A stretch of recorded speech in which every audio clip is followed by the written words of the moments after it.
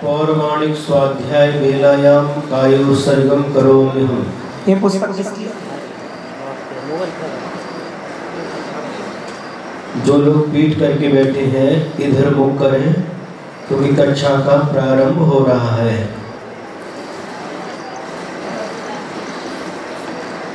पौराणिक स्वाध्याय वेलायाम कायोत्सर्गम करोम्यहम्।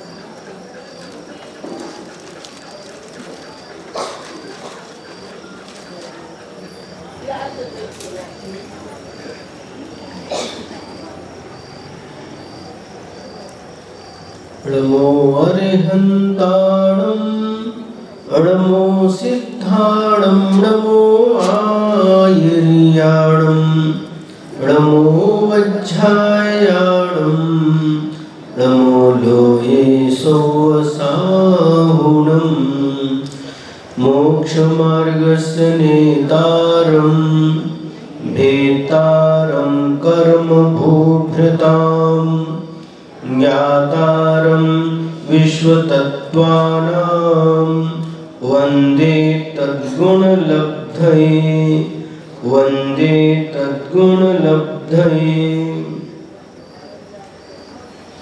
आज पर्युषण पर्व का अंतिम दिन है और तत्वार्थ सूत्र का अंतिम अध्याय।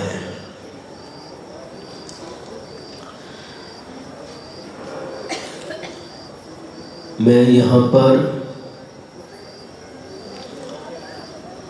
1 घंटा से बैठ करके आप लोगों की भक्ति को देख रहा हूँ। आज 12वें तीर्थंकर देवाधिदेव श्री वासुपूज्य भगवान का मोक्ष कल्याणक है। 24 तीर्थंकर भगवंतों में से एकमात्र ऐसे तीर्थंकर हैं जिनके 5 कल्याणक एक ही स्थान पर हुए हैं। कहाँ पर हुए हैं? चंपापुर में। और जब आप लोग निर्वाण कांड पढ़ करके हाथ में लाडू लेकर के समो शरण की प्रदक्षिणा देते हुए भक्ति के साथ वह लाडू चढ़ा रहे थे, मैं यहाँ से बैठा बैठा सभी दृश्य देख रहा था। और मैं मन के माध्यम से एलोरा में बैठे हुए भी चंपापुर में पहुंच गया था। शरीर एलोरा में स्थित था और मन चंपापुर में पहुंच गया था। इस प्रकार से तीर्थंकर भगवंतों के कल्याणक मनाना, इससे भी 700 पुण्य कर्म का आश्रम होता है।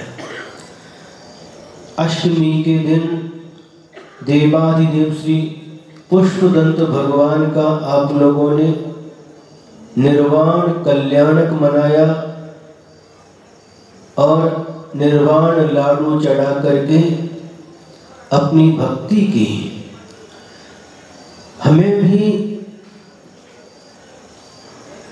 ये भावना भानी चाहिए कि हे भगवान, जिस प्रकार से आपने कर्मों का नाश करके उस परम तत्व को मोक्ष को प्राप्त किया है, भगवान मुझे भी मोक्ष की प्राप्ति हो।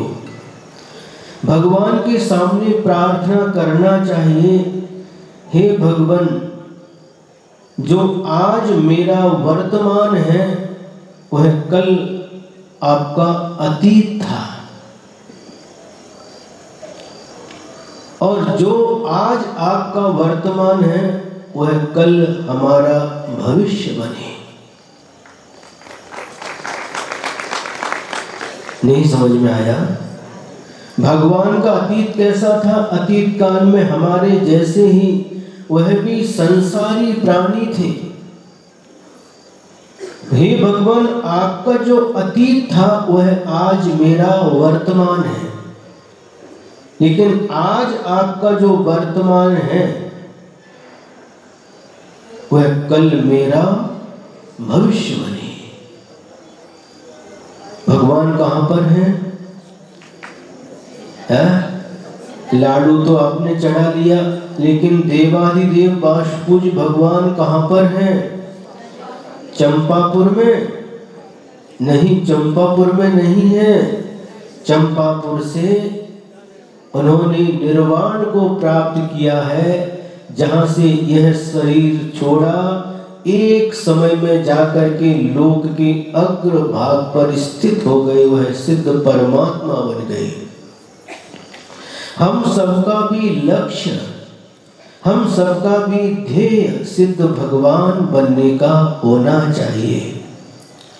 संसार में जितने भी दर्शन हैं वह सारे दर्शन यही बताते हैं, जो भगवान है वह भगवान है और जो भक्त है वह भक्त है।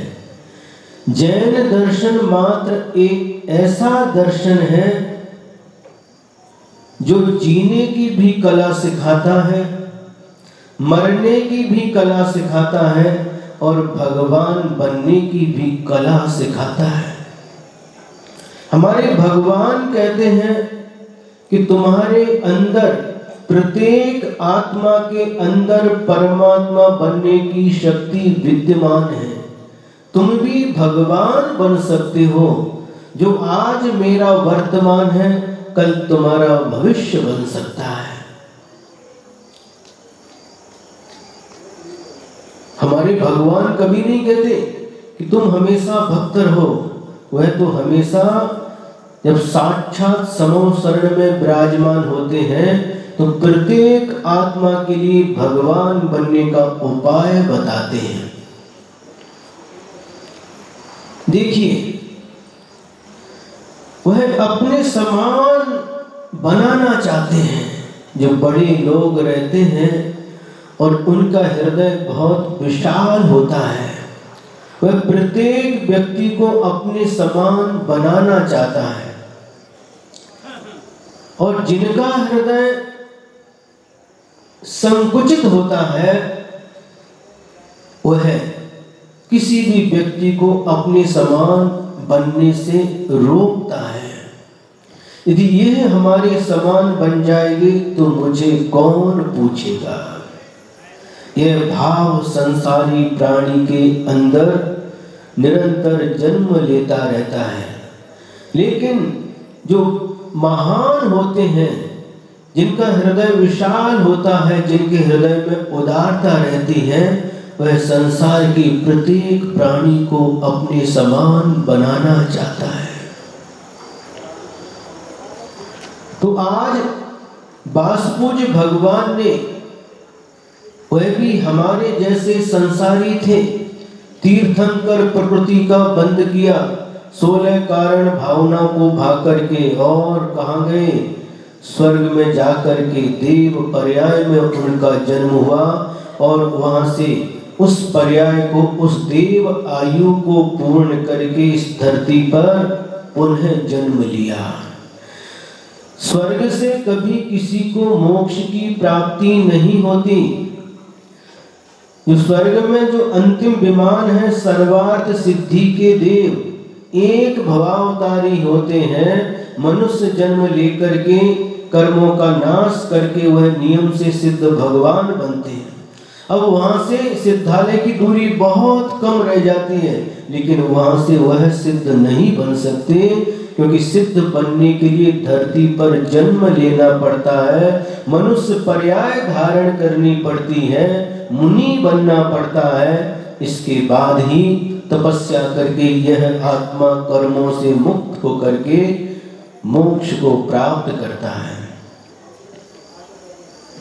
आज जिस प्रकार से देवाधिदेव वासुपूज्य भगवान ने निर्वाण को प्राप्त किया, मोक्ष को प्राप्त किया, प्रत्येक व्यक्ति के अंदर यह भावना रहना चाहिए कि हे भगवान, जिस प्रकार से आपने कर्मों का नाश करके आप संसार से मुक्त होकर के सिद्ध भगवान बन गए, हे भगवान मुझे भी वह सौभाग्य प्राप्त हो, आपके समान मैं भी कर्मों का नाश करके भगवत पद को प्राप्त कर सकूं। ऐसी भावना मन में बहाना चाहिए। मात्र लाडू चढ़ा करके ही संतुष्ट नहीं रहना चाहिए। वंदे तद्गुण लब्धे, हे भगवान आपके गुणों की मुझे प्राप्ति हो और मुझे संसार की कोई वस्तु की आकांक्षा नहीं है। आपके अंदर जो गुण हैं उन गुणों की प्राप्ति मुझे हो। देखिए, विशेष रूप से आप लोग पूजन करते हैं और पूजन करते समय जल चंदन आदि अष्ट द्रव्यों को चढ़ाते हैं और प्रत्येक द्रव्य चढ़ाते समय एक एक मंत्र बोलते हैं और उस मंत्र के साथ एक एक भावना जुड़ी रहती है। उन 8 मंत्रों में कहीं पर भी संसार के किसी पदार्थ की आकांक्षा नहीं की गई। आप देखिए, जब आप जल चढ़ाते हैं, ओम ह्रीं देवादिदेव श्री वासुपूज्य जनेन्द्राय जन्म जरा मृत्यु विनाशनाय जलम निर्वपामीति स्वाहा।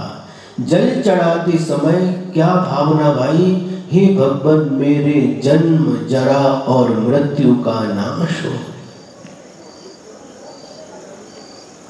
ओम ह्रीं श्री वासुपूज्य जनेन्द्राय संसार ताप विनाशनाय चंदनम निर्वपामीति स्वाहा। हे भगवान, चंदन चढ़ाते समय क्या भावना भाई, मेरे संसार रूपी ताप का नाश हो। ओम ह्रीं श्री वासुपूज्य जनेन्द्राय अक्षय पद प्राप्ताय अक्षतम निर्वपामीति स्वाहा। अक्षत चढ़ाते समय मुझे अक्षय पद की प्राप्ति हो। अक्षय पद कौन सा है? जिस पद को प्राप्त करने के बाद उसका कभी क्षय नहीं हो, उसे अक्षय पद कहते हैं। संसार के जितने भी पद हैं, चाहे चक्रवर्ती हो, कामदेव हो, तीर्थंकर भी क्यों ना हो, ये अक्षय पद नहीं है। मुझे उस अक्षय पद की प्राप्ति करना है जिसका कभी नाश नहीं होता, जो एक बार प्राप्त होने के बाद उसका कभी भी क्षय नहीं होता। तो अक्षय पद कौन सा है? सिद्ध पद। अक्षत चढ़ाते समय सिद्ध पद की प्राप्ति के लिए भावना भाई। ओम ह्रीं देवादिदेव श्री वासुपूज्य जनेन्द्राय कामबाण विध्वंसनाय पुष्पम निर्वपामीति स्वाहा। इसमें काम भाव के नाश की भावना भाई है। ओम ह्रीं श्री देवादिदेव श्री वासुपूज्य जनेन्द्राय क्षुधा रोग विनाशनाय नैवेद्यम निर्वपामीति स्वाहा। नैवेद्य चढ़ाते समय हे भगवान मेरी क्षुधा का नाश हो। क्षुधा दोष है, 18 दोषों में क्षुधा है, भूख लगती है। हे भगवान मेरी भूख का नाश हो, क्षुधा का नाश हो। ये भावना भा करके आपने नैवेद्य समर्पित किया। हम आपसे पूछते हैं, यदि आपको भूख लगना कम हो जाए, है? भूख लगना कम हो जाए, भूख समाप्त हो जाए, आप लोग क्या करते हो? चलो डॉक्टर साहब के पास। डॉक्टर साहब हमको भूख नहीं लग रही, औषधि दे दो। काहे के लिए? भूख लगने के लिए। और यहाँ पर कहते हैं क्षुधा रोग विनाशनाय नैवेद्यम निर्वपामीति स्वाहा। तो वहां पर जो आपको भूख का अभाव हुआ वह रोग का प्रतीक है। उस रोग के शमन के लिए आप औषधि सेवन करते हैं। तो नैवेद्य चढ़ाते समय भी क्षुधा रोग का नाश हो, ये भावना रखी। ओम ह्रीं देवादिदेव श्री वासुपूज्य जिनेन्द्राय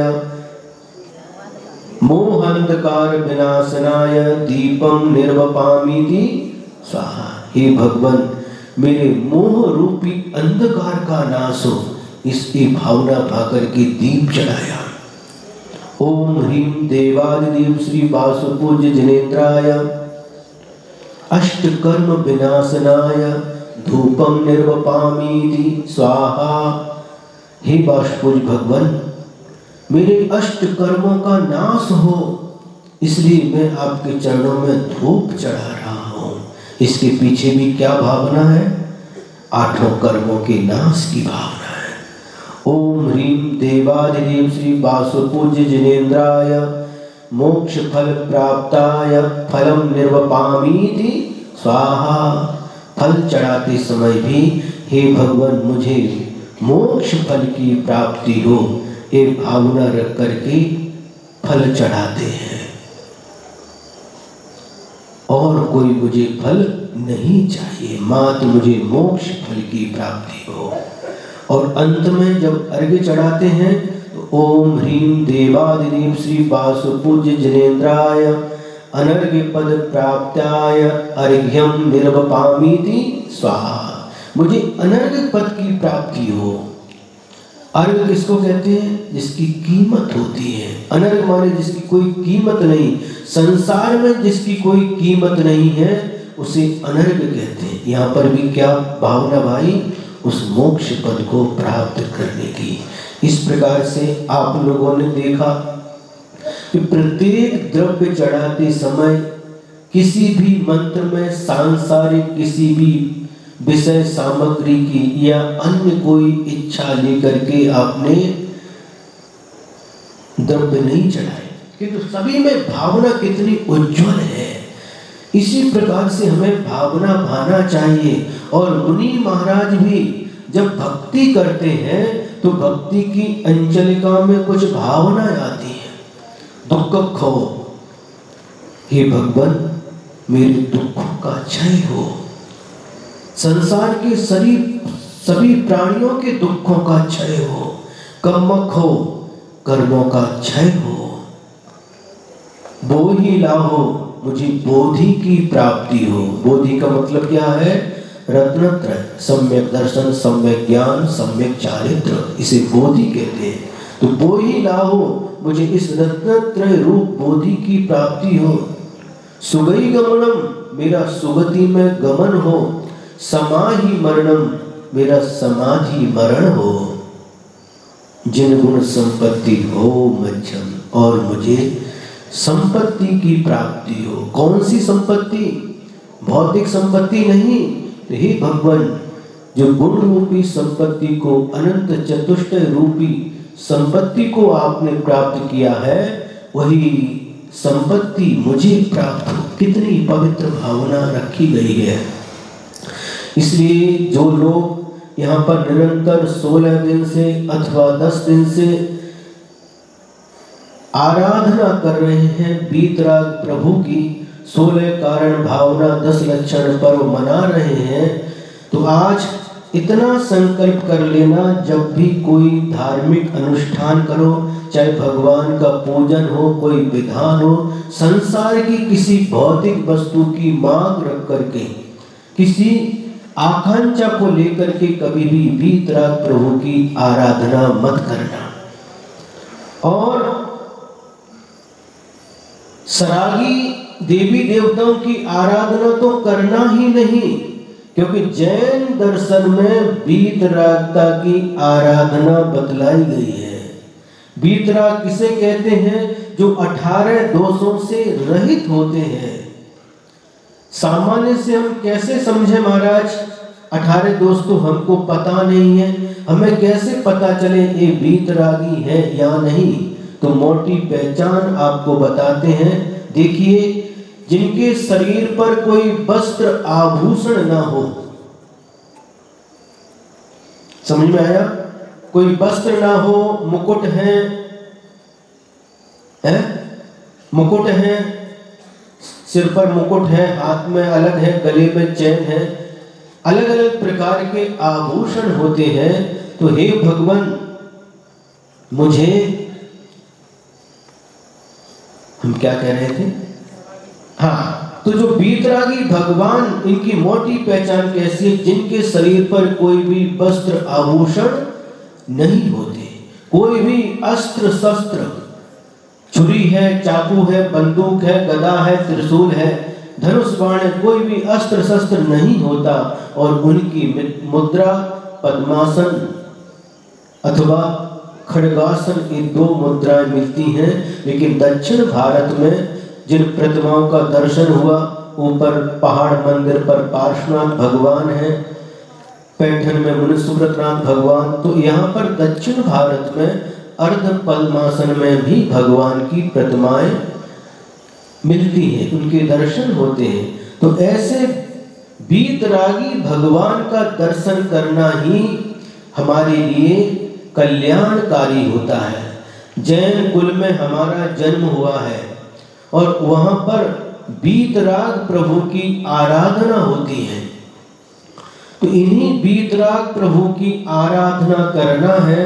कभी भी सरागी देवी देवताओं के चक्कर में नहीं पड़ना। वह सरागी देवी देवता आकर के वह भी वीतराग प्रभु की आराधना करते हैं, भक्ति करते हैं।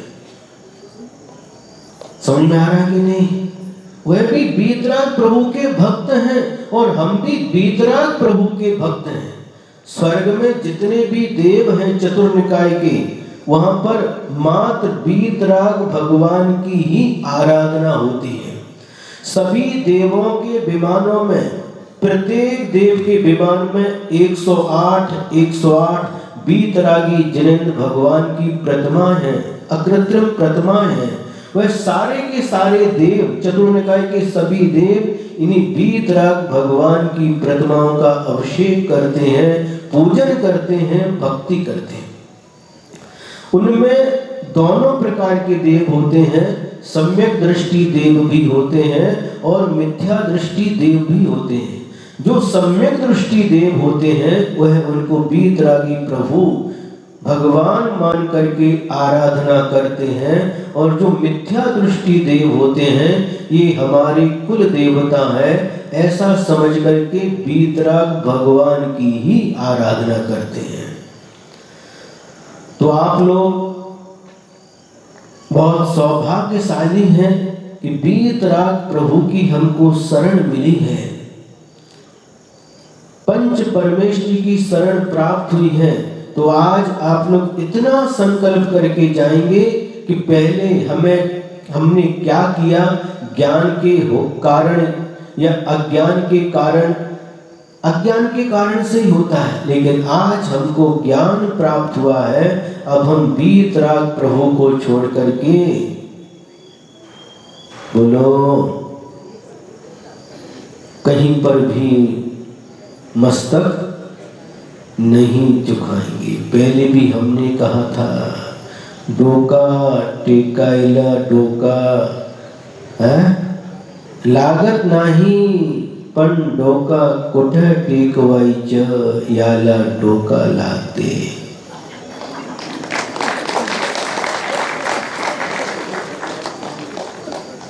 मित्रांनो, समजून घ्या, बाळांनो समजून घ्या।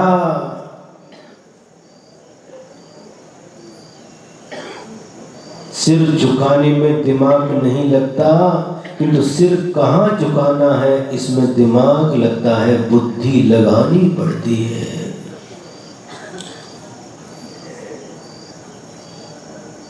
हम वीतराग प्रभु के आराधक हैं, क्योंकि हमारा लक्ष्य भी वीतरागता को प्राप्त करना है। मैं इसलिए भगवान आपको नमस्कार कर रहा हूं कि मुझे भी वीतरागता की प्राप्ति करना है। आपके गुण मुझे भी चाहिए, इसलिए मैं आपके चरणों में भक्ति कर रहा हूँ, नमस्कार कर रहा हूँ। हे भगवान, मुझे कोई संसार की भौतिक वस्तु की इच्छा नहीं है। इसमें क्या पैसा लगता है? भावना भाने में क्या पैसा खर्च होता है? अपने आप ये सब जो कुछ भी भौतिक सुख सामग्री की प्राप्ति होती है, ये सब पुण्य के उदय से प्राप्त होती है, अंतराय कर्म के क्षयोपशम से प्राप्त होती है। जैसा हमारा कर्म होता है वैसा ही हमको सुख दुख की सामग्री प्राप्त हो जाती है। भगवान कुछ भी नहीं करते। भगवान वीतराग प्रभु की आराधना करने से जो दुख देने वाले कर्म हैं, पाप कर्म, उनका नाश होता है। और जब कर्मों का नाश होता है तो अपने आप सुख सामग्री प्राप्त हो जाती। भगवान कुछ नहीं करते, ये ध्यान में रखना। भगवान करता नहीं है, न किसी को सुख देते हैं, न किसी के दुखों को हरते हैं। तो प्रत्येक आत्मा जब वीतराग प्रभु की आराधना करती है और उन वीतराग प्रभु के आराधना से जो परिणामों में विशुद्धि बढ़ती है, आत्म विशुद्धि के द्वारा वह दुख देने वाले कर्मों का नाश कर देता है, स्वयं करता है। और जब दुख देने वाले कर्मों का नाश होता है तो हमारे जीवन से दुख वाय वाय टाटा करके विदा हो जाते हैं। ये जैन सिद्धांत है। प्रत्येक व्यक्ति को इस सिद्धांत को समझना चाहिए।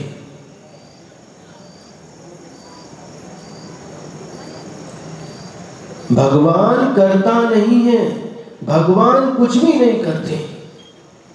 भगवान वीतराग प्रभु की भक्ति करने वाला पुण्य कर्म का बंद कर लेता है और इन वीतराग प्रभु की निंदा करने वाला अपनी आत्मा को पाप कर्मों से बांध लेता है और जिसका परिणाम जन्मों जन्मों में उसे दुख भोगना पड़ता है।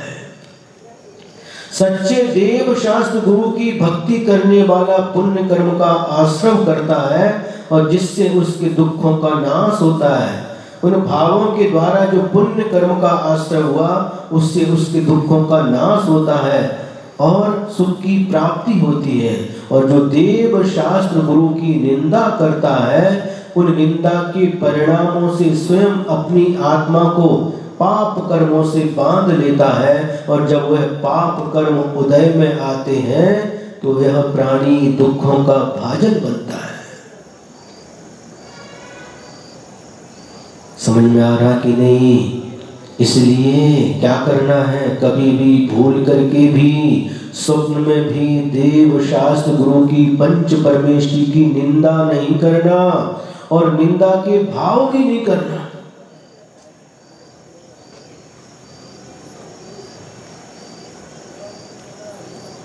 भक्ति करना, इन भक्ति के परिणामों से उनके गुणगान करना, गुणगान के परिणामों से, भक्ति के परिणामों से, आराधना के परिणामों से जो आपकी आत्मा में बंधे हुए कर्म हैं, दुख देने वाले कर्म हैं, वह क्षय को प्राप्त हो जाते हैं।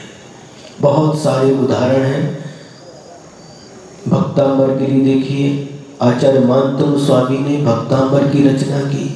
एक ही भाव स्तोत्र की रचना किसने की?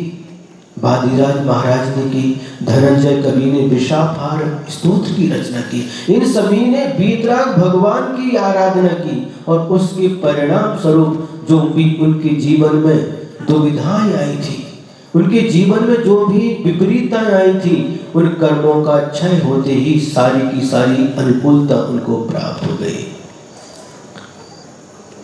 तो आज देवाधिदेव श्री वासुपूज्य भगवान का मोक्ष कल्याणक है और 10वें अध्याय में भी मोक्ष तत्व का निरूपण किया गया है।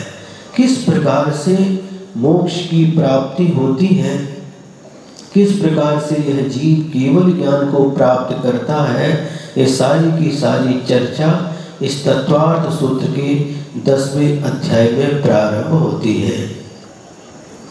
तो भूख लगाई क्या?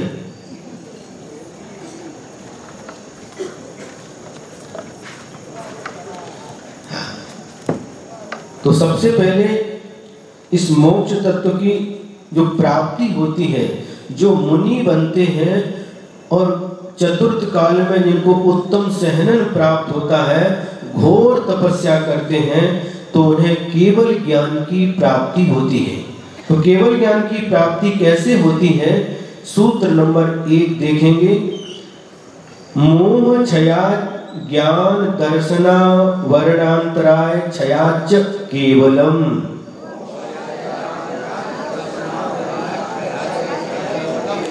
मोह क्षयात माने मोहनी कर्म के क्षय से, ज्ञान दर्शना वर्णांतराय क्षयाच केवलम, और ज्ञानावरण, दर्शनावरण और अंतराय, इन 3 कर्मों के क्षय से, 3 और मोहनी कर्म अलग लिया, इन 4 कर्मों के क्षय से केवलम, केवल ज्ञान की प्राप्ति होती है। अब प्रश्न उठता है, ये अलग अलग क्यों रखा? मोह क्षयात अलग, ज्ञान दर्शना वर्णांतराय क्षयात अलग, एक ही साथ लिखते, मोह दर्शना वर्णांतराय क्षयाच केवलम। ऐसा क्यों नहीं लिखा? इसमें कारण है, क्योंकि मोहनी कर्म के कितने भेद हैं बताओ? मोहनी कर्म के 2 भेद होते हैं। पिछले अध्याय में आपको बताया था, मोहनी कर्म के 2 भेद हैं, दर्शन मोहनी और चारित्र मोहनी। तो दर्शन मोहनी कर्म का क्षय 4थे गुण स्थान से लेकर के 7वें गुण स्थान तक होता है, और चारित्र मोहनी का क्षय जो छपक श्रेणी पर आरूढ़ है, ऐसे मुनिराज के उस चारित्र मोहनी का क्षय 10वें गुण स्थान के अंत में होता है। समझ में आ रहा है? कहां पर होता है? चारित्र मोहनी कर्म का क्षय 10वें गुण स्थान के अंत में होता है, और इसके बाद में दर्शनावरण, ज्ञानावरण, दर्शनावरण और अंतराय, इन तीनों कर्मों का क्षय एक साथ होता है 12वें गुण स्थान के अंत में। सबसे पहले मोहनी कर्म का क्षय होता है, और उसके बाद इन 3 कर्मों का एक साथ क्षय होता है। इसलिए आचार्य श्री उमा स्वामी महाराज जी ने यहाँ पर अलग अलग करके रखा है।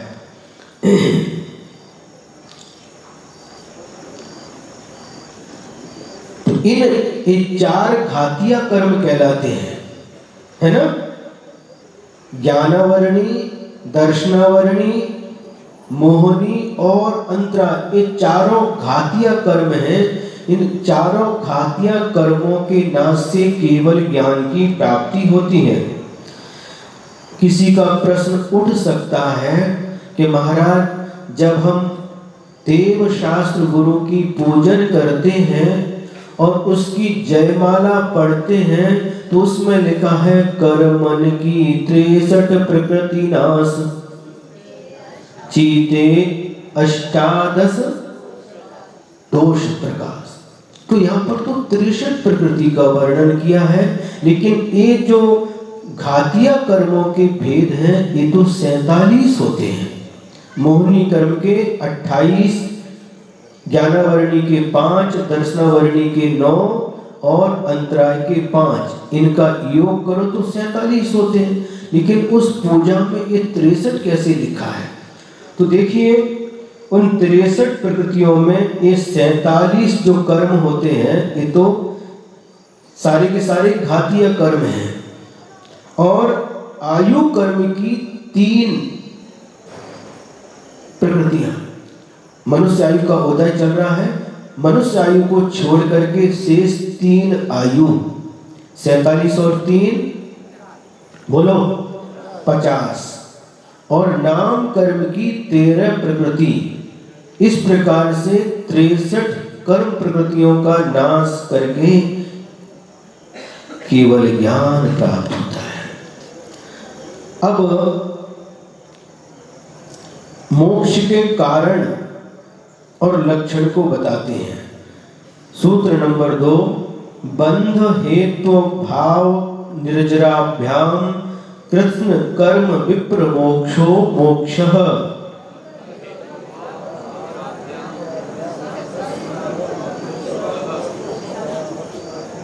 यहाँ पर संधि विच्छेद करेंगे। बंध हेतु अभाव, क्या कहा? बंध के हेतु का अभाव होने से। तो बंध के हेतु क्या थे? तो आप लोगों ने 8वें अध्याय का पहला सूत्र पढ़ा था। मिथ्या दर्शनावृत्ति प्रमाद कषाय योगा बंध हेतवः। मिथ्या दर्शन, अविरति, प्रमाद, कषाय और बंध, ये बंध के हेतु हैं। अब इन बंध के हेतु का अभाव हो जाने से और निर्जराभ्याम, जो कर्म पहले से आत्मा में आश्रवित हुए थे, आत्मा के साथ एक क्षेत्रावगाह संबंध को प्राप्त हुए थे, उन सभी कृष्ण कर्म, उन सारे के सारे कर्मों का आत्मा से पृथक हो जाना, अलग हो जाना, यह मोक्ष कहलाता है। समझ में आया कि नहीं?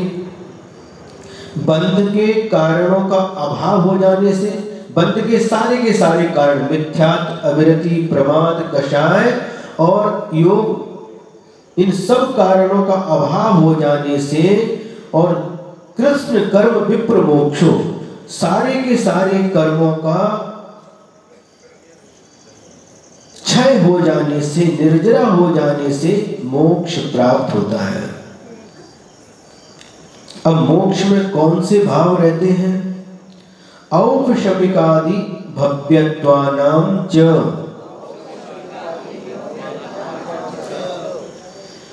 तो दूसरे अध्याय के पहले सूत्र में आप लोगों ने भावों का वर्णन सुना था। उन भावों में से औपशमिक भाव, छायोपशमिक भाव, औदैहिक भाव और भव्यत्व भाव, इन भावों का मुक्त जीवों में अभाव होता है।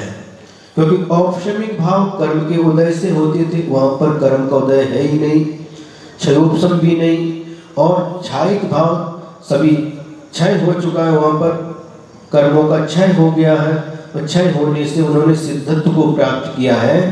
तो ये भाव मुक्त जीवों में नहीं पाए जाते। फिर मोक्ष में कौन से भाव पाए जाते हैं? तो आगे का सूत्र पढ़ेंगे। अन्यत्र केवल सम्यक ज्ञान दर्शन सिद्धत्वेभ्यः।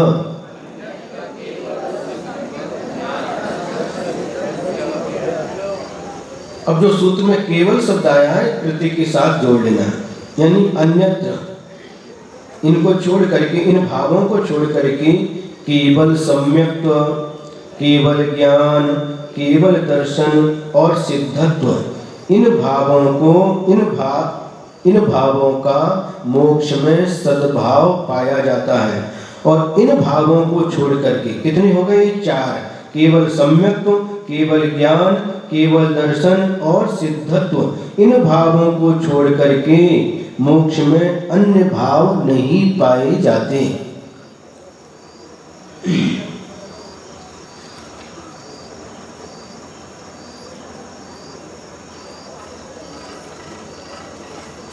लेकिन मुक्त अवस्था में जीवत्व नामक पारिणामिक भाव और कर्मों के क्षय से प्रकट होने वाले आत्मिक भाव रहते हैं। शेष भावों का अभाव हो जाता है। जिन गुणों का अनंत ज्ञानादि के साथ सहभाव संबंध होता है, ऐसे अनंत वीर, अनंत सुख आदि भी पाए जाते हैं, लेकिन उनका संबंध अनंत ज्ञान आदि के साथ में होता है। अब जब यह आत्मा इन कर्मों के बंधन से छूट जाता है, उस समय क्या होता है? तदनंतर मूर्ध्वं गच्छत्या लोकांतात्। जैसे ही यहाँ पर अयो केवली भगवान समस्त कर्मों का क्षय करते हैं, उसके बाद तदनंतर उसके बाद वह मुक्त जीव क्या करता है? ऊर्ध्वं गच्छति, ऊपर जाता है। कहां तक जाता है? आलोकांतात्, जहां लोक का अंत होता है वहां तक यह जीव जाता है। मोक्ष कहाँ होता है? मोक्ष की प्राप्ति कहाँ पर होती है? मोक्ष की प्राप्ति यहाँ पर होती है। यहीं पर वह जीव मुक्त हो जाता है, सिद्ध बन जाता है। लेकिन कर्मों का क्षय होने के बाद ऊर्ध्व गमन स्वभाव होने से वह सिद्ध भगवान कहाँ पर बने? इसी धरती पर बने। वह सिद्ध भगवान एक समय में लोक के अग्र भाग पर जाकर के विराजमान हो जाते हैं। वह सिद्ध भगवान सिद्धालय पर नहीं बैठे, जो 45 लाख योजन प्रमाण जो सिद्ध शिला है, उस सिद्ध शिला के ऊपर भगवान नहीं बैठे। समझ रहे ना? तो कहां पर है?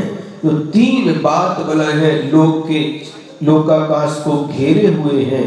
तो जहां से निर्वाण की प्राप्ति हुई वहां से सीधे ऋजु गति से जाते हैं और अंतिम बात बलय में उन सभी सिद्धात्माओं के जो सिर के स्थान पर जो आत्म प्रदेश है वो वहां पर स्थित हो जाते हैं। वहां समझ में आ रहा कि नहीं? आप लोग धरती पर बैठे हैं, जिसकी हाइट कम है, किसी की हाइट ज्यादा है, तो ऊपर से अंतर दिखता है। नीचे से समान धरती पर बैठे हैं, नीचे से समान दिखते हैं, लेकिन ऊपर से कम ज्यादा दिखाई देता है। लेकिन सिद्धालय में सभी सिद्ध भगवान के सिर के स्थान के आत्म प्रदेश समान है, ऊपर से सब समान है, नीचे से अंतर दिखाई देता है। अब आगे जो मुक्त जीव होते हैं, यहां से जिनको मोक्ष प्राप्त हो गया, वह ऊपर ही क्यों जाते हैं? तो उसका कारण क्या है? तो सूत्र नंबर 6 में देखिए, पूर्व प्रयोगात् असंगत्वात् बंधक छेदात् तथा गति परिणामाच्च।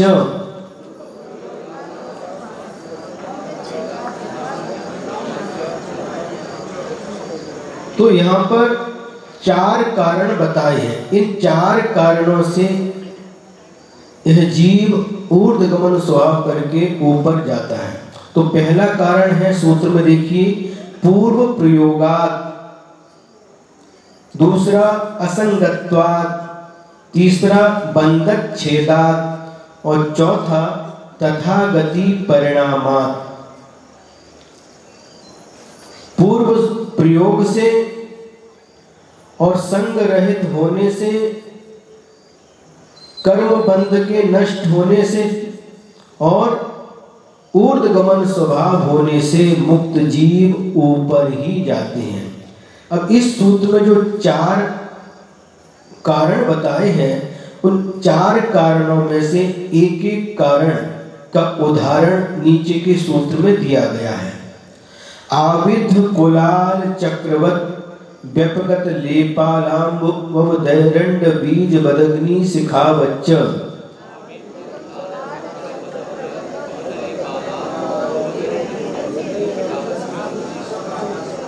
सूत्र कैसे पढ़ते हैं? आविध कुलाल चक्रवत व्यपगत लेपालाम्ब बदेरंड बीज बदग्नि शिखावच्च।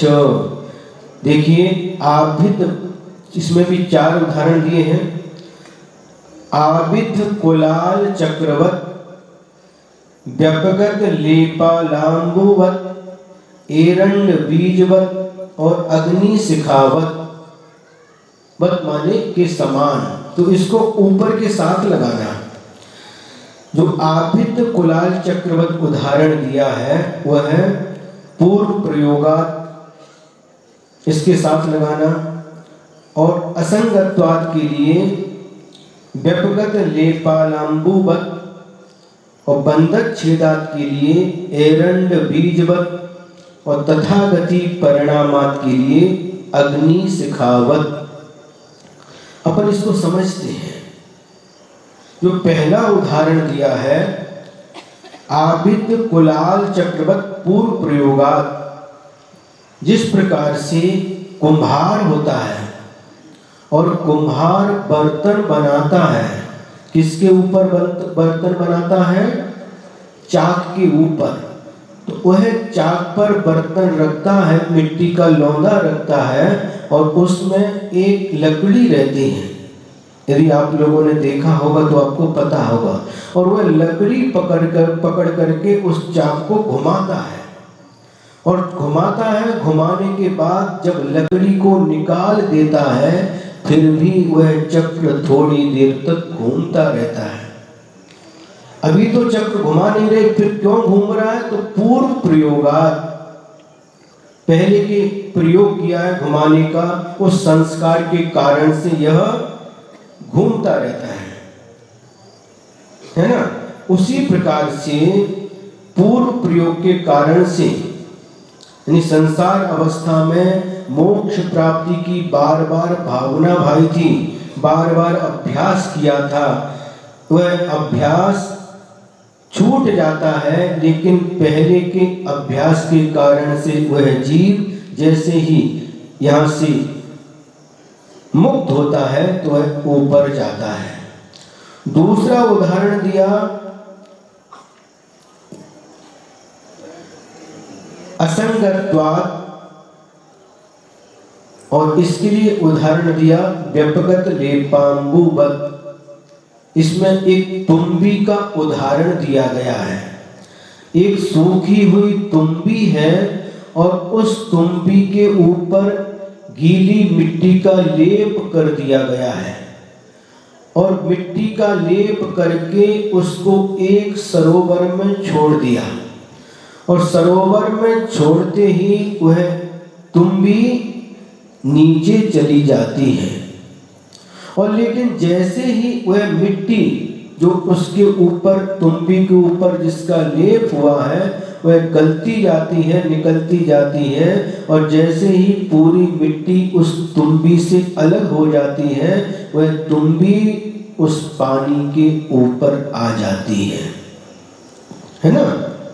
उसी प्रकार से यह जीव जब तक कर्मों का लेप रहता है तब तक संसार समुद्र में डूबा रहता है और जैसे ही उसका कर्म रूपी लेप समाप्त हो जाता है तो वह उठकर लोक के अग्रभाग पर विराजमान हो जाता है। ये दूसरा उदाहरण दिया। समझ में आ रहा है ना? कितनी अच्छी तरह से समझाया आचार्य महाराज ने, देखिए। और तीसरा उदाहरण दिया एरंड बीजवत बंधक छेदात। जो एरंड का पेड़ रहता है, एरंड को हिंदी में अंडी बोलते हैं, यहाँ पर क्या बोलते पता नहीं। पपीता के पत्ते के समान बड़े बड़े उसके पत्ते रहते हैं, ऐसे पेड़ होते हैं और उसको जो अंडी, जिसको एरंड कहा गया है, उसके ऊपर एक कवच होता है, एक कवच रहता है और जैसे ही वह कवच सूख जाता है और उसके भीतर रहने वाला जो एरंड का बीज है, तो उस समय वह कवच जब चटकता है तो वह बीज ऊपर की तरफ जाता है ना।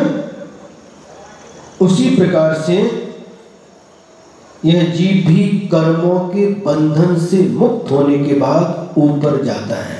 वह एरंड बीज बंधन में था। किसके बंधन में था? उस कवच के बंधन में था। जैसे कवच खुल जाता है और ऊपर की ओर जाता है, उसी प्रकार से कर्मों के बंधन में बंधा हुआ संसारी आत्मा जब कर्मों के बंधन से मुक्त हो जाता है तो यह ऊपर की ओर जाता है। अब इसके बाद में चौथा उदाहरण दिया तथागति परिणामात। इसके लिए उदाहरण दिया अग्नि शिखावत। जिस प्रकार से अग्नि की शिखा, जब कभी आप लोग आरती करने के लिए दीपक लाते हैं तो देखिए उस दीपक की जो शिखा है, उसकी लौ है, वह ऊपर की ओर दिखाई देती है। देती कि नहीं? अग्नि की शिखा जिस प्रकार से स्वभाव से ऊपर की ओर गमन करती है, ऊपर की ओर जाती है, उसी प्रकार से यह जीव भी मुक्त होने के बाद स्वभाव से ऊर्ध्व गमन करता है। अभी अग्नि की शिखा ऊपर क्यों जाती है? उसका स्वभाव है। उसी प्रकार से आत्मा का स्वभाव ऊर्ध्व गमन है। इन 4 उदाहरणों के माध्यम से आचार्य उमा स्वामी महाराज जी ने हमको समझाया, इन कारणों से यह जीव ऊर्ध्व गमन करता है। अब प्रश्न उठता है, जब ऊर्ध्व गमन स्वभाव है तो हमेशा ऊर्ध्व गमन करते रहना चाहिए, वहां पर लोक के अग्रभाग पर जाकर के रुक क्यों गए? तो उसके उत्तर के लिए आचार्य देव आगे का सूत्र बताते हैं। धर्मास्ति काया भावात्, उत्तर दिया कि धर्मास्ति काय का अभाव होने से वह मुक्त जीव उस लोक के अग्रभाग से ऊपर नहीं जाती। 5वें अध्याय में हम लोगों ने पढ़ा था कि जो जीव और पुद्गल के गमन में सहकारी कारण होता है उसे धर्म द्रव्य कहते हैं। पढ़ा था कि नहीं? ये भूल गए हैं? याद है ना? याद करना, याद रखना। तो जिस प्रकार से, क्योंकि 6 द्रव्यों में 2 ही द्रव्य गमन करते हैं, गतिशील 2 ही द्रव्य हैं, जीव द्रव्य और पुद्गल द्रव्य, बाकी 4 द्रव्य निष्क्रिय होते हैं। तो जो जीव और पुद्गल अथवा जीव अथवा पुद्गल गमन करना चाहते हैं तो उनके गमन में जो सहकारी कारण होता है वह होता है धर्म द्रव्य। उदाहरण दिया था कि जिस प्रकार से मछली के तैरने के लिए पानी, रेलगाड़ी के चलने के लिए पटरी, ये सहकारी कारण होता है। तो यहाँ पर धर्म द्रव्य कहाँ तक है? लोक के अग्रभाग तक है, और उसके आगे अलोकाकाश प्रारंभ हो जाता है। वहाँ धर्म द्रव्य का अभाव होने से यह मुक्त जीव उसके आगे नहीं जाते, लोक के अग्रभाग पर जाकर के स्थित हो जाते हैं। धर्मास्ति काय का अभाव होने से उसके ऊपर नहीं जाते। यहाँ पर अस्ति काय शब्द का प्रयोग किया है। वो 6 द्रव्य हैं, उनमें से अस्ति काय 5 द्रव्य होते हैं। काल द्रव्य को अस्ति काय नहीं माना। अस्ति काय किसे कहते हैं? अस्ति माने जिसका अस्तित्व है, और काय यानी जो बहुप्रदेशी है। तो जीव, पुद्गल, धर्म, अधर्म और आकाश, ये इनका अस्तित्व भी है, अस्ति भी है, और काय बहुप्रदेशी होने से काय रूप भी है। लेकिन जो काल द्रव्य है वह अस्थि रूप तो है, उसका अस्तित्व है, लेकिन वह बहुप्रदेशी नहीं होने के कारण से उसको काय नहीं माना। इतना विशेष समझना चाहिए। तो धर्मास्ति काय का अभाव होने के कारण से यह मुक्त आत्मा उस लोकाग्र के आगे नहीं जाती। ये इसका उत्तर हुआ। अब अंतिम सूत्र है, जो जीव मुक्त हुए हैं उनमें कोई अंतर पाया जाता है या एक समान है? लेकिन वर्तमान की दृष्टि से देखा जाए तो उन सभी सिद्धात्माओं में कोई भी अंतर नहीं है, उनके गुणों में भी कोई अंतर नहीं है, सभी एक समान होते हैं। लेकिन अतीत काल की अपेक्षा से उनमें कुछ अंतर बताया गया है। वह अंतर किसके माध्यम से बताते हैं? अंतिम सूत्र देखेंगे। क्षेत्र, काल, गति, लिंग, तीर्थ, चारित्र, प्रत्येक बुद्ध बोधित, ज्ञानावगाहनांतर, संख्याल्प, बहुत्वतः साध्याः।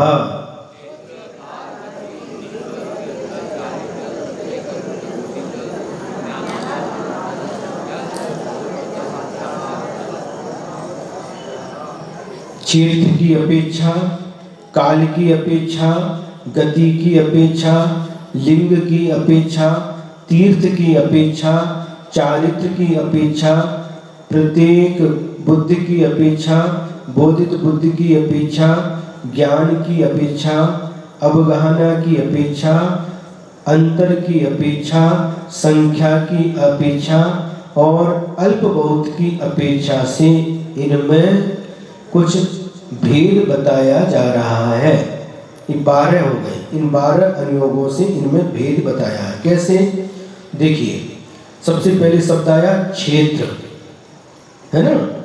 तो कोई भरत क्षेत्र से मोक्ष गए, कोई ऐरावत क्षेत्र से मोक्ष गए, कोई विदेह क्षेत्र से मोक्ष गए। ये यहाँ पर अंतर समझना। सिद्धों में कोई अंतर नहीं, किंतु भूतकाल की अपेक्षा से अंतर बता रहे हैं। क्षेत्र समझ में आया? कोई भरत क्षेत्र से मोक्ष गए, कोई ऐरावत क्षेत्र से मोक्ष गए, कोई विदेह क्षेत्र से मोक्ष गए। इस अपेक्षा में अंतर पाया जाता है। काल की अपेक्षा से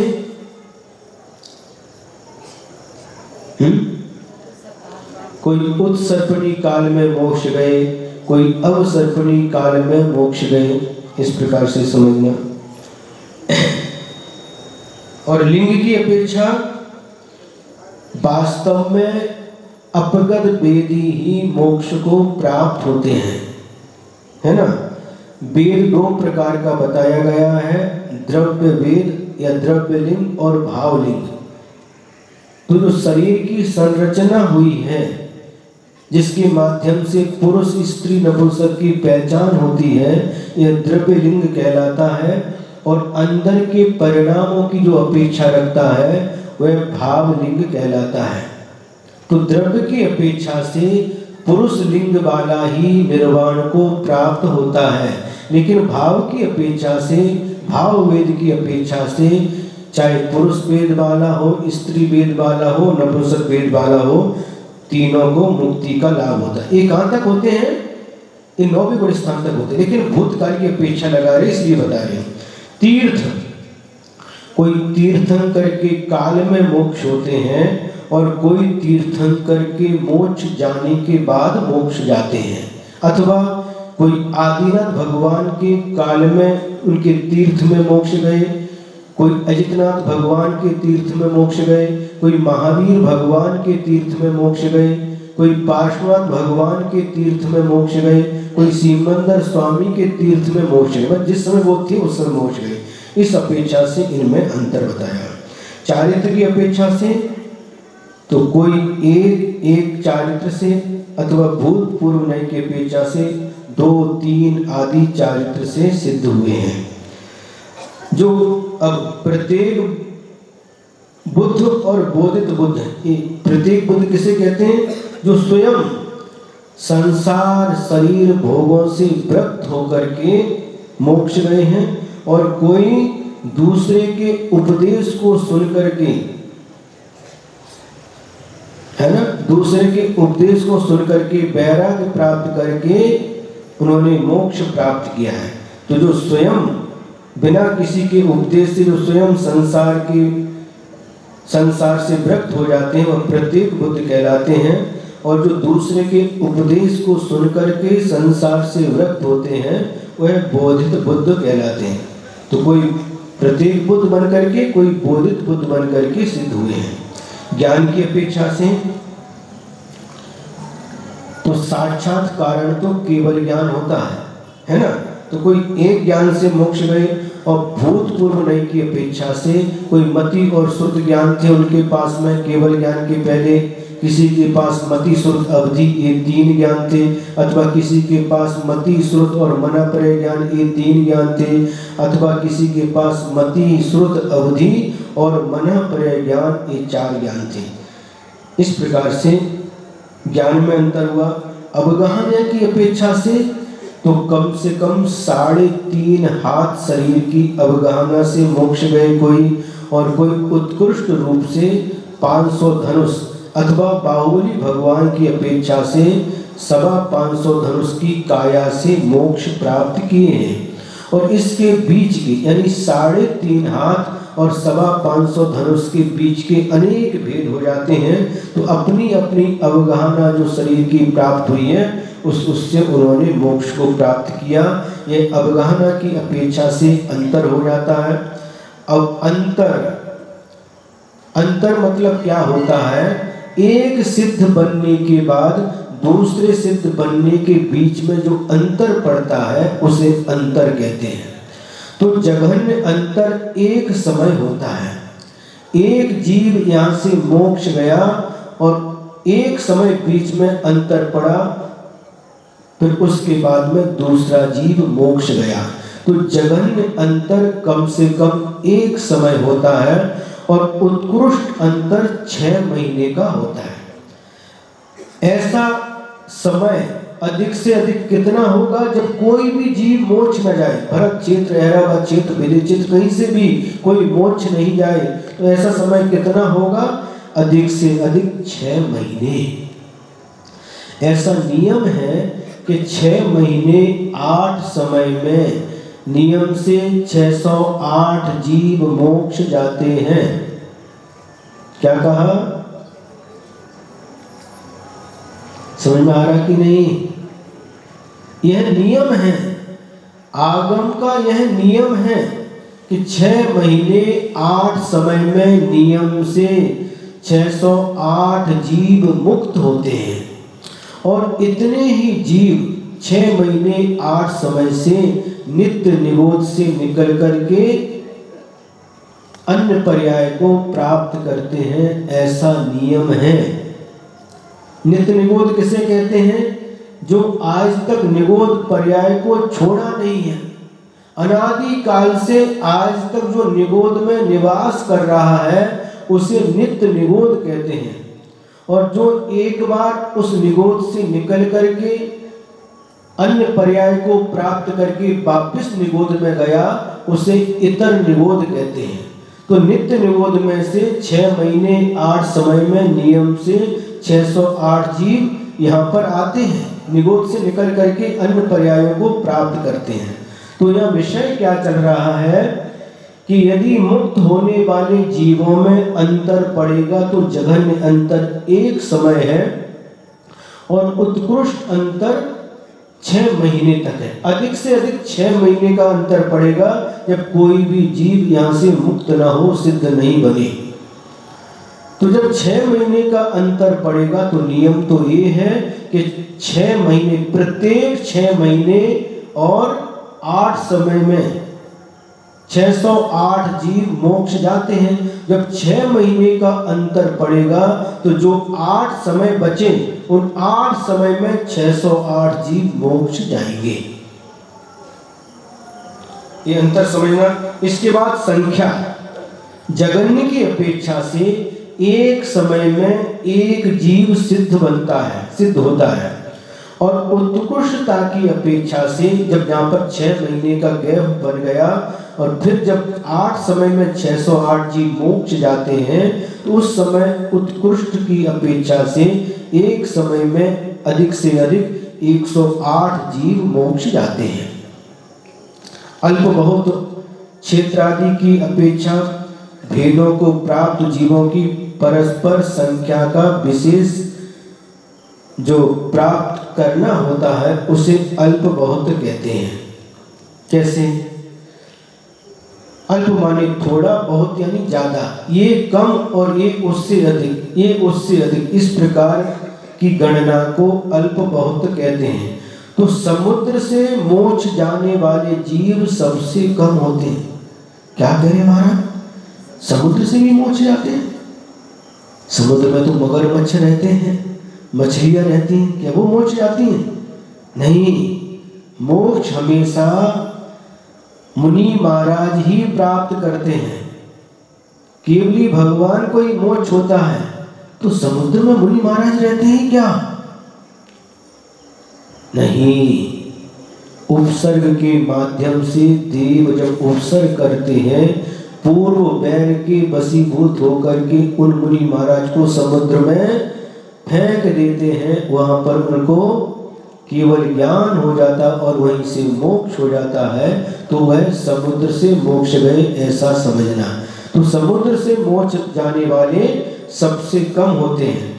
फिर इससे अधिक भरत और ऐरावत क्षेत्र से मोक्ष जाने वाले जीव समुद्र से मोक्ष गए जीवों की अपेक्षा से अधिक होते हैं, और विदेह क्षेत्र से मोक्ष जाने वाले जीव सबसे अधिक होते हैं। इस प्रकार से अल्पबोध का कथन हुआ और यह तत्वार्थ सूत्र का 10वां अध्याय भी पूर्ण हुआ और तत्वार्थ सूत्र ग्रंथ भी पूर्ण हुआ। आप लोग क्या करेंगे? 10 दिन में आप लोगों ने तत्वार्थ सूत्र के 10 अध्यायों का स्वाध्याय किया है। अब अपने अपने घर जाकर के पुनः इस तत्वार्थ सूत्र को, शास्त्र को लेकर के बैठना, अथवा जो रिकॉर्डिंग हो रही है उसको अपने अपने घर में मोबाइल है, टीवी है, उसका सदुपयोग करना, इसको बार बार सुनना, तो आपका यह तत्वार्थ सूत्र और पक्का होता चला जाएगा। जो कुछ भी, ये अपना कुछ भी नहीं है, जो कुछ भी अपने गुरुदेव आचार्य श्री विद्यासागर जी महाराज और वर्तमान आचार्य श्री समय सागर जी महाराज और एक बार आचार्य श्री पुष्पदत्त सागर महाराज, यानी इनके माध्यम से ये तत्वार्थ सूत्र का स्वाध्याय हुआ, उनके द्वारा यह ज्ञान प्राप्त हुआ। और इस ज्ञान में मुनि श्री प्रवचन सागर जी महाराज, मुनि श्री अभय सागर जी महाराज, उनका भी योगदान रहा। इन सभी गुरुजनों को, साधुजनों को याद करते हुए आज यह अध्याय पूर्ण कर रहे हैं, क्योंकि हम तो बहुत अल्प ज्ञानी हैं, न हम शास्त्र के विशेष जानकार हैं, न कोई विशेष मुझे ज्ञान है। इन गुरु जनों के माध्यम से जो कुछ ज्ञान प्राप्त हुआ उसी को आपके सामने रखने का प्रयास किया। और हीन क्षयोपम होने के कारण से, प्रमाद के कारण से, अज्ञानता के कारण से भूल चूक होना संभव है। तो यदि कोई भूल हुई हो, कहीं पढ़ाते समय शब्दों का स्खलन हुआ हो, अर्थ बताते समय भी स्खलन हुआ हो, तो जो गुरुजन हैं वह क्षमा करेंगे, क्योंकि भगवान की वाणी को जैसा का तैसा पढ़ना चाहिए और वैसा ही पढ़ाना चाहिए, वैसा ही बताना चाहिए। लेकिन फिर भी प्रमाद या अज्ञान के कारण से माझी कई चूक छाली तो मला माफ करा। इस प्रकार से गुरुजनों से क्षमा मांगते हैं। और इसके साथ साथ जो और शास्त्र के ज्ञाता हैं वह भी अगर कहीं चूक हुई हो तो उसको शास्त्रों से समझ करके उसको निर्दोष बना करके अर्थ को ग्रहण करेंगे। अंत में ग्रंथकार स्वयं क्या कह रहे हैं? अक्षर मात्र पद स्वरहीनम व्यंजन संधि विवर्जित रेफम साधु विरत्र मम क्षमितव्यम को न विमुह्यति शास्त्र समुद्रे। स्वयं शास्त्रकार कह रहे हैं, इस शास्त्र में यदि कहीं अक्षर मात्रा पद या स्वरहीन हो या व्यंजन संधि रेप न हो तो सज्जन पुरुष, साधु पुरुष मुझे क्षमा करें, क्योंकि शास्त्र रूपी समुद्र में कौन पुरुष मोह को प्राप्त नहीं होता, अर्थात किससे भूल नहीं होती। आप सोचिए, विचार करिए, समय सार आदि 84 पावन ग्रंथों की रचना करने वाले आचार्य श्री कुंद देव, जिनको कलिकाल सर्वज्ञ भी कहा जाता है, वह भी जब समय सार ग्रंथ की रचना कर रहे हैं तो 5वीं गाथा में कहते हैं कि मैं आत्मा की बात को जैसा का तैसा बताने का पुरुषार्थ करूंगा, प्रयास करूंगा। उस एकत्व विभक्त की बात को बताने का मैं प्रयास कर रहा हूं। और अंत में लिख दिया चुपके जब छलम न खेतपम, और उसमें कहीं चूक जाऊं तो छल को ग्रहण नहीं करना, क्योंकि संसारी प्राणी का स्वभाव छल को ग्रहण करना है, गलती को ग्रहण करना है। तो आचार्य श्री कुंद देव जैसे महान ज्ञानी आचार्य भी जब ये कह रहे हैं चुपके जब छलम न खेतपम, यदि मैं कहीं चूक जाऊं तो छल को ग्रहण मत कर लेना। सोचिए कितनी बड़ी बात है। इतने महान ज्ञानी आचार्य समय सार जैसे 84 पावन ग्रंथों की रचना करने वाले जब वह ये बात कह रहे तो हम और आप तो कहाँ लगते उनके सामने। उनके चरणों की रज के एक कण भी नहीं अपन लोग। इतने बड़े आचार्य लघुता दिखा रहे हैं, इतने बड़े आचार्य अपनी लघुता प्रकट करते हैं। तो हमें भी इससे शिक्षा लेना चाहिए। हम तो है ही कहाँ, हम पढ़ लेते हैं, पाठ कर लेते हैं और अपने आप को मैं बहुत बड़ा ज्ञानी हूँ, आ जाओ, मंच बना के बैठ जाते हैं और दूसरों को सुनाना प्रारंभ कर देते हैं। ठीक है, करना चाहिए, लेकिन इस बात का ध्यान रखना कि चूक होना स्वाभाविक है, लेकिन चूक जब ज्ञात होती है तो उस चूक को सुधार लेना चाहिए, उसमें सुधार कर लेना चाहिए। वैसे ही नहीं, तो चूक एक बार हो गई उसी को आगे नहीं बढ़ाना चाहिए। और गुरुदेव ने कहा था, हमारे गुरु महाराज ने कहा था, यदि कोई व्यक्ति प्रश्न पूछता है, यदि सही उत्तर ज्ञात है तो बता देना, नहीं यदि पता है तो कह देना मुझे पता नहीं, शास्त्र में देख करके बताऊंगा, लेकिन कभी भी शास्त्र के विरुद्ध, शास्त्र के विपरीत अन्यथा नहीं बताना। ऐसे महान गुरुओं के महान उपकार अपने ऊपर है। गुरुदेव ने एक बार कहा था कि देखो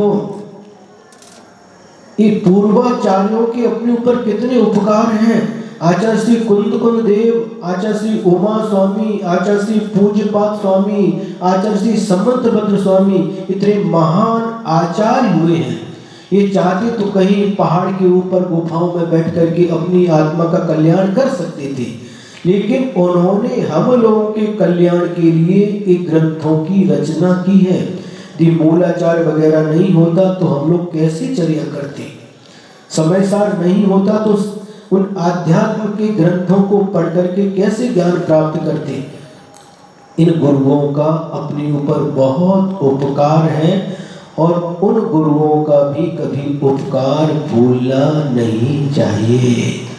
साक्षात उपकार तो जिन्होंने दीक्षा दी, शिक्षा दी, इस योग्य बनाया, ऐसे गुरुदेव आचार्य श्री विद्यासागर महाराज जी का उपकार तो साक्षात उपकार है, जिन्होंने पढ़ाया लिखाया, इस योग्य बनाया। लेकिन जिन गुरुजनों ने शास्त्रों की रचना करके हम लोगों के ऊपर उपकार किया है, उनका उपकार भी परंपरा से उपकार संज्ञा पाता है। इन गुरुजनों के उपकार को हमें और हम सभी लोगों को कभी भी भूलना नहीं चाहिए। ये आचार्य उमा स्वामी के द्वारा रचित तत्वार्थ सूत्र पूर्ण हुआ और इसमें एक जगह कह दिया है अंत में, जो इस तत्वार्थ सूत्र के 10 अध्यायों को निर्दोष वाचन करता है, पढ़ता है, उसे एक उपवास के फल प्राप्त होता है। तो बहुत सरल है महाराज। 10 दिन हम जिन्होंने 10 उपवास की, हम 10 दिन एक बार तत्वार्थ सूत्र पढ़ करके 10 उपवास तो फल मिलेगा। अरे फल की इच्छा नहीं करना, फल तो मिलेगा ही मिलेगा। एक ही दिन में 10 बार पढ़ लेंगे एक ही दिन में 10 बार पढ़ लेंगे तो एक ही दिन में 10 उपवास का फल मिल जाएगा। इसलिए तत्वार्थ सूत्र अपना बहुत महत्वपूर्ण ग्रंथ है। इसका पाठ करना चाहिए, अर्थ पढ़ना चाहिए और अच्छी तरह से इस ग्रंथ का स्वाध्याय करना चाहिए। ये ग्रंथ पूर्ण हुआ। पहले एक अपन गुरुदेव का स्मरण करके एक कायोसल करेंगे, उसके बाद जिनवाणी स्तुति करेंगे। संसार में पतित था, गुरु ने उठाया, अज्ञान का तिमिर था, गुरु ने मिटाया। आचार्य है तरण तारण ज्ञानधारी, विद्यादि सागर गुरु जय हो तुम्हारी। संसार में गुरु कृपा सबसे निराली, होली यही दशहरा यही दिवाली। जो शिष्य है वह सदैव ऋणी रहेगा, कोई कभी न उपकार चुका सकेगा, कोई कभी न उपकार भुला सकेगा। 9 बार नमोकार मंत्र।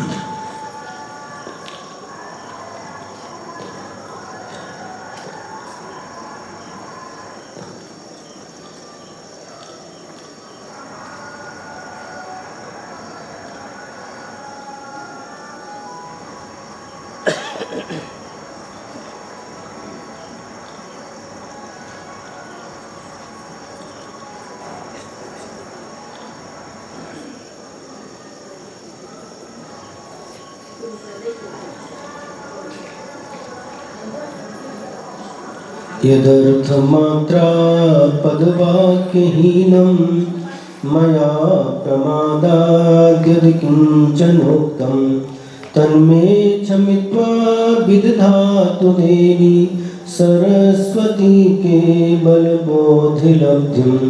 बोधिः समाधिः परिणामशुद्धिः स्वात्मोपलब्धिः शिवसौख्यसिद्धिः। चिन्तामणिं चिन्तितवस्तुदाने त्वां वन्द्यमानस्य ममास्तु देवी, त्वां वन्द्यमानस्य ममास्तु देवी।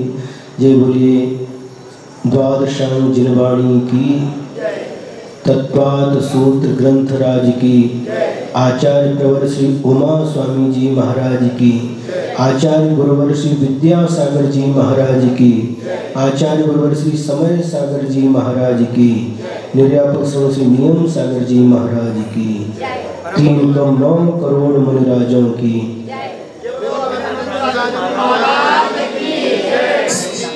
हल 9 बार नमोकार।